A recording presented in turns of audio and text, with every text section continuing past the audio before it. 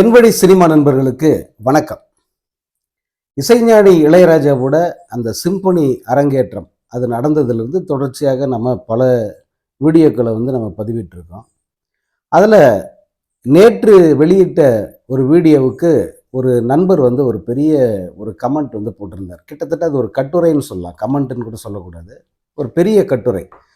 அந்த கட்டுரையின் சாராம்சத்தை நீங்கள் ஒரு வீடியோவில் கண்டிப்பாக சொல்லணும் அப்படின்னு சொல்லி அவர் கேட்டிருந்தார். அவருடைய அந்த கட்டுரைக்கு மதிப்பளித்து, அதே போல் அதில் சொல்லப்பட்டிருக்கிற கருத்துக்களுக்கு மதிப்பளித்து தான் நான் இந்த வீடியோவை உங்களுக்கு ப்ரெசென்ட் பண்ணுறேன்.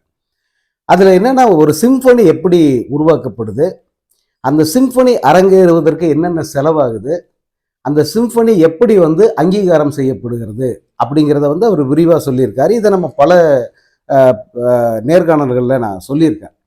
இதில் இந்த சிம்பொனிங்கிறத இளையராஜா 36 நாளில் உருவாக்கியிருக்கார். 36 நாள் அந்த ஸ்கோரை கம்ப்ளீட்டாக எழுதி முடிச்சிருக்கார்.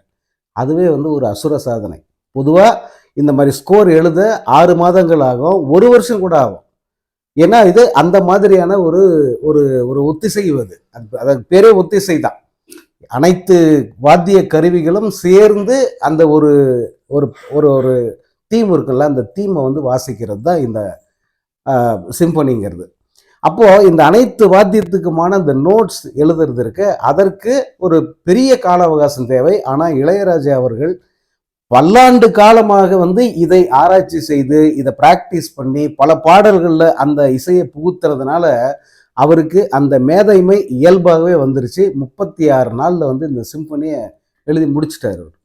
முடிச்ச பிறகு சத்தமில்லாமல் அவர் லண்டன் போயிட்டு அதை அங்கே இருக்கிற ராயல் ஃபில்ஹார்மோனிக் அந்த குழு இருக்க, இந்த குழு கிட்ட கொடுத்து அவங்கள பிராக்டிஸ் பண்ண வச்சு அந்த இசையை அவர் பதிவு பண்ணிட்டார். ஸோ பதிவு பண்ணி முடிச்ச பிறகு மீண்டும் 3-4 மாதங்கள் அவகாசம் எடுத்து இந்த இசையை அவர் அந்த லண்டன் அப்போலோ அரங்கத்தில் அவர் அரங்கேற்றம் பண்ணியிருக்கார். இப்போ இது பொதுவாக இது ஒவ்வொன்றுத்துக்குமே ஒரு குறிப்பிட்ட கால அவகாசம் வேணும். இப்போ எழுதுறதுக்கு ஒரு குறிப்பிட்ட காலம், அதை ரிஹர்சல் பார்க்கறதுக்கு ஒரு குறிப்பிட்ட காலம், முடிஞ்சு அதை அரங்கேற்றுவதற்கு ஒரு காலம், அதன் பிறகு இந்த சிம்பொனி இசையை பல்வேறு நாடுகளுக்கு கொண்டு செல்லணும். இப்போ இது வரைக்கும் நடந்தது என்னன்னா, அவர் ஸ்கோர் எழுதி அங்கே இசையை உருவாக்கி அதை அரங்கேற்றம் செய்து அது சிம்பொனின்னா என்னங்கிறத அறிவிச்சிட்டார், மக்களுக்கு அதை அறிமுகப்படுத்திட்டார். இப்போ அவர் அடுத்து என்ன செய்யணும்னா, பல்வேறு நாடுகளில் அந்த சிம்பொனியை அரங்கேற்றம் செய்யணும். அரங்கேற்றம்னா இசைக்கணும். போய் பல்வேறு நாடுகள், பிரான்ஸு, இத்தாலி அல்லது ஜெர்மனி அல்லது இன்னும் இருக்கிற ஐரோப்பிய நாடுகள், வியன்னா மாதிரியான அந்த நாடுகள், இங்கெல்லாம் அதை அரங்கேற்றம் செய்யணும். குறைஞ்சது 20 நாடுகளிலாவது அதை அரங்கேற்றம் செய்யணும். அப்படி செஞ்சாதான், ஏன் 20 நாடுகள் அப்படின்னா, அப்படி செஞ்சாதான் அவர் இதில் செலவழித்திருக்கிற தொகை அவருக்கு திரும்ப கிடைக்கும்.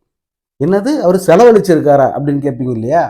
ஆமாம், முழுக்க முழுக்க இது ஸ்பான்சர் எதுவும் இல்லாத, வேறு எந்த நிறுவனமும் செலவழிக்காமல் அவர் தனது சொந்த பணத்தை செலவழித்து இந்த சிம்பொனி அப்படிங்கிற இந்த உலகின் உயரிய அந்த இசை கோர்வையை அங்கே அரங்கேற்றம் செஞ்சிருக்கார். கிட்டத்தட்ட இதற்கு மட்டுமே 10 கோடிகள் வரை செலவாகும் அப்படிங்கிறாங்க. நம்ம நண்பர் அந்த கமெண்ட்ல சொல்லியிருப்பாரு, குறைந்தது 8 கோடியாவது செலவாகும் அப்படின்னு சொல்லியிருக்காரு. நான் விசாரிக்கும் போது இந்த ப்ராஜெக்டுக்கு கிட்டத்தட்ட 10 கோடிகள் வரை இளையராஜா தன்னுடைய சொந்த பணத்தை அதில் இன்வெஸ்ட் பண்ணியிருக்கார். இப்போ இந்த பணத்தை எப்படி எடுப்பார் அவர்? இதுக்கு ஒரு படத்துக்கு மியூசிக் பண்ணால் ஒரு 1 கோடி சம்பளம் கிடைச்சாக்கா அது அவருக்கு முழுசாக அவருக்கு அது வரவு தான். ஏன்னா மியூசிஷியன்ஸ் எல்லாருக்கும் அவங்க ப்ரொடியூசரே கொடுத்துருவாரு, இவருக்கான சம்பளம்னு ஒன்று கிடைக்கும், அது அவருக்கு வரவு. ஆனால் இப்படி இந்த சிம்பொனியை போயிட்டு அரங்கேற்றம் பண்ணதுக்கு எந்த ப்ரொடியூசர் செலவு பண்ணார், எந்த நிறுவனம் செலவு பண்ணும்? அதில் நீங்கள் பார்த்துருப்பீங்க, எங்கேயும் ஸ்பான்சர்ஷிப் கிடையாது. ஆக அவர் சொந்த பணத்தை போட்டு இந்த சிம்பொனியை அரங்கேற்றம் பண்ணியிருக்காரு. இதை எப்படி அவர் எடுப்பாருன்னா, அதற்கான பதிலத்தான் விமான நிலையத்தில் வச்சு இளையராஜா சொன்னார். நான் இப்போ 13 நாடுகளில் இந்த சிம்பொனியை அரங்கேற்றுவதற்கு ஒப்பந்தம் செய்துள்ளேன் அப்படி சொன்னார் பாருங்க. அதுதான் அவருக்கான வருமானம். இதுக்கு மேலே இந்த சிம்பொனி மூலமாக என்ன வரும்னு சொன்னால், இந்த 13 நாடுகளில் அவர் இசைக்க போகிறார் பாருங்க, அந்த இசைக்கு ஸ்பான்சர்ஷிப் அவருக்கு கிடைச்சிருக்கு. அந்த ஸ்பான்சர்ஷிப் தான் அவருக்கான வருவாய். இந்த 13 நாடுங்கிறது இன்னும் கூட அதிகரிக்க வாய்ப்பு இருக்கு. அது 20ஆகவோ 22 நாடுகளாகவோ கூட போகிறதுக்கு வாய்ப்பு இருக்குது. அதே போல் அமெரிக்காவில் கூட வந்து இந்த சிம்பனியை அரங்கேற்றுவதற்கான ஒப்பந்தம் வந்து அவர்கிட்ட செஞ்சுருக்காங்கன்றது லேட்டஸ்ட் தகவல். ஸோ அப்படி பார்த்தீங்கன்னா இப்போதைக்கு 15 நாடுகளில் அவர் வந்து இந்த சிம்பனியை வந்து இசைக்க போகிறாரு. கூடுதலாக ஒரு தகவல் என்னென்னா, அங்கெல்லாம் இசைக்கிறாரு, அப்போ நம்ம சொந்த மண்ணை சேர்ந்தவர்களுக்கு என்ன பண்ண போகிறாரு, அந்த இசையை வந்து நீங்கள் டவுன்லோட் பண்ணாதீங்கன்றாரு. நான் டவுன்லோட் பண்ணல, ஆனால் அந்த இசையை அதனுடைய முழு அனுபவத்தை நான் பெறணும், என்ன பண்ணலாம் அப்படின்னா, அதற்காகவே சென்னையில் மிகப்பெரிய அளவுக்கு ஒரு சிம்பனி கச்சேரி வந்து இருக்கு. அந்த ராயல் ஃபில்ஹார்மோனிக் அந்த குழுவை சேர்ந்தவர்களே வந்து இங்கே வந்து அந்த சிம்பனியை தமிழ் மக்களுக்காக அவர்களுக்கு அந்த அனுபவத்தை வழங்குவதற்கு ஏற்பாடுகள் வந்து நடந்துகிட்டு இருக்கு. ஸோ இந்த இளையராஜா இதுவரைக்கும் செஞ்சதுங்கிறது வேற. இப்போ திருவாசகம் கூட எப்படின்னா அந்த தமிழ் மையத்தோட இணைந்து பண்ணார். அதற்கான செலவுகளை வந்து தமிழ் மையம் ஏற்றுக்குச்சு. ஜெகத் கஸ்பர் வந்து அதை பற்றி விரிவாக நிறைய பேசியிருப்பார்.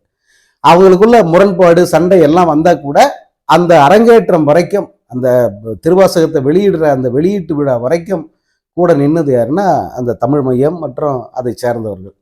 ஆனால் இதுக்கு அப்படி இல்லை. இது முழுக்க முழுக்க இளையராஜாவே முன்னின்று, இளையராஜாவே செலவழித்து, இளையராஜாவே அந்த இசையை வந்து வெளியிட்டிருக்காரு. இனிதான் வந்து அவருக்கு இது வந்து அவரை பொறுத்த வரைக்கும் ரிவர்ஸ். இது பொதுவாக வந்து மியூசிக் பண்ணுவார், காசு வாங்கிக்குவார். பட் இது ரிவர்ஸ். அவர் இன்வெஸ்ட் பண்ணி ஒரு இசையை உருவாக்கி உலகத்துக்கு கொடுத்துருக்காரு. இனிமேட்டு தான் உலகம் வந்து அந்த இசைக்கான வெகுமதியை வந்து அவருக்கு தரும் அப்படிங்கிறது தான் இப்போதைய நிலைமை. இது இந்த சென்னையில் எப்போ நடக்கும் அப்படின்னா, நம்ம தமிழ்நாடு முதலமைச்சர் வந்து அவருக்கு ஒரு 50 ஆண்டு கால இசையை பாராட்டி, கூடவே வந்து இந்த சிம்பனி பெருமைக்கு கூடுதலாக பெருமை சேர்க்கும் வகையில் வந்து ஒரு பிரம்மாண்டமான இசை விழாவை வந்து அவர் நடத்த போகிறதா சொல்லியிருக்கார். பாராட்டு விழா. அது ஒரு இசை விழாவாக மாறுறதுக்கு வாய்ப்பு இருக்குது அப்படின்னு சொல்கிறாங்க. பொதுவாக வந்து இளையராஜா அவருக்கு அந்த பாராட்டு விழா நடக்கும்போது அவர் கச்சேரி பண்ணுறதில்ல பெருசாக. ஏன்னா அது வந்து சரியாகவும் இருக்காது. அதனால் அந்த விழாவில் வந்து இந்த சிம்பனியை இசைப்பாரா இல்லையாங்கிறது ஒரு கேள்விக்குறிதான். ஆனால் அந்த பாராட்டு விழாங்கிறது இதுவரை இந்தியாவில் எந்த ஒரு கலைஞனுக்கும் எடுக்காத அளவுக்கு, மிக பெரிய அளவுக்கு, மிக சிறப்பாக வந்து நடத்துறதுக்கான ஏற்பாடுகளை முதல்வர் மு.க. ஸ்டாலின் அவர்கள் எடுத்துக்கிட்டு இருக்காரு. என்னை பொறுத்த வரைக்கும் வந்து எல்லாத்துலேயுமே வந்து முதல்வர் ஸ்டாலின் அவர்கள் இளையராஜாவை கௌரவப்படுத்துறதுல முன்னணியில் இருக்கார். அவரது தந்தை கலைஞரை விட பல மடங்கு வந்து முன்னணியில் நிற்கிறாரு இளையராஜாவை அவர் பாராட்டுறதுல அல்லது அவரை பெருமைப்படுத்துறதுல. அதனால இந்த பாராட்டு விழாங்கிறது இசைஞானியினுடைய வாழ்க்கையில் மறக்க முடியாத ஒரு நிகழ்வாக, அவரது இசை அந்த பங்களிப்புக்கு ஒரு மிகப்பெரிய ஒரு கிரீடமாக அமையும் அப்படிங்கிறதுல எந்த சந்தேகமும் இல்லை. இசைஞானி வந்து இவ்வளவு பெரிய பங்களிப்பை கொடுத்துருக்காரு இசைக்கு. குறிப்பாக வந்து இந்த ஆசிய கண்டத்தின் சார்பில் மேலை நாட்டு அந்த கிளாசிக்கல் இசைக்கு வந்து இவ்வளோ பெரிய பங்களிச்சிருக்காரு. அந்த பங்களிப்புக்கான பரிசு, அந்த பங்களிப்புக்கான அவருக்கு சேர வேண்டிய அந்த வெகுமதிங்கிறது நிச்சயமாக பெரிய அளவுக்கு கிடைக்கணும் அப்படின்னு சொல்லிட்டு வாழ்த்தலாம்.